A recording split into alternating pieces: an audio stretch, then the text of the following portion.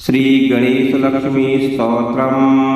ओम नमो विघ्नराजाय सर्वसौख्यप्रदायिने दुष्टारिष्टाविनाशाय पराय परमात्मने लंबोदरं महावीर्यं नागयज्ञोपशोभितम् अर्धचंद्रधरं देवं विघ्नव्यूहविनाशनम्। ओम राम ह्रीं ह्रं ह्रैं ह्रौं ह्रः हेरम्बाय नमो नमः। सर्वसिद्धिप्रदोषित्वं सिद्धिबुद्धिप्रदो भव। चिन्तितार्थप्रदस्त्वं हि सततं मोदकप्रियः। सिन्दूरारुणवस्त्रैश्च पूजितो वरदायकः।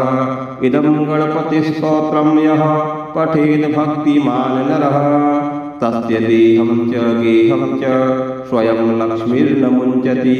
ओम नमो विघ्नराजाय सर्वसौख्यप्रदायिने दुष्टारिष्टाविनाशाय पराय परमात्मने लंबोदरं महावीर्यं नागयज्ञोपशोभितम् अर्धचंद्रधरं देवं विघ्नव्यूहविनाशनम्। ओम राम ह्रीं ह्रं ह्रैं ह्रौं ह्रः हेरम्बाय नमो नमः। सर्वसिद्धिप्रदोषित्वं सिद्धिबुद्धिप्रदो भव। चिन्तितार्थप्रदस्त्वं हि सततं मोदकप्रियः। सिन्दूरारुणवस्त्रैश्च पूजितो वरदायकः। इदं गणपतिस्तोत्रं यः पठेत् भक्तिमान् नरः तस्य देहं च गेहं च स्वयं लक्ष्मीर्न मुञ्चति। ओम नमो विघ्नराजाय सर्वसौख्यप्रदायिने दुष्टारिष्टाविनाशाय पराय परमात्मने लंबोदरं महावीर्यं नागयज्ञोपशोभितम् अर्धचंद्रधरं देवं विघ्नव्यूहविनाशनम्। ओम राम ह्रीं ह्रं ह्रैं ह्रौं ह्रः हेरम्बाय नमो नमः। सर्वसिद्धिप्रदोषित्वं सिद्धिबुद्धिप्रदो भव। चिन्तितार्थप्रदस्त्वं हि सततं मोदकप्रियः। सिन्दूरारुणवस्त्रैश्च पूजितो वरदायकः।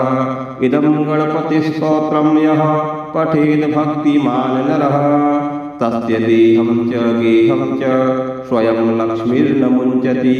ओम नमो विघ्नराजाय सर्वसौख्यप्रदायिने दुष्टारिष्टाविनाशाय पराय परमात्मने लंबोदरं महावीर्यं नागयज्ञोपशोभितम् अर्धचंद्रधरं देवं विघ्नव्यूहविनाशनम्। ओम राम ह्रीं ह्रं ह्रैं ह्रौं ह्रः हेरम्बाय नमो नमः। सर्वसिद्धिप्रदोषित्वं सिद्धिबुद्धिप्रदो भव। चिन्तितार्थप्रदस्त्वं हि सततं मोदकप्रियः। सिन्दूरारुणवस्त्रैश्च पूजितो वरदायकः। इदं गणपतिस्तोत्रं यः पठेत् भक्तिमान् नरः तस्य देहं च गेहं च स्वयं लक्ष्मीर्न मुञ्चति।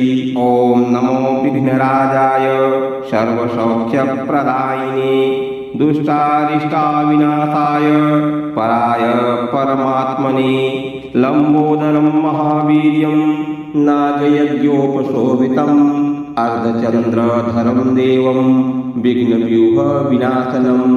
ओम राम ह्रीं ह्रं ह्रैं ह्रौं ह्रः हेरम्बाय नमो नमः।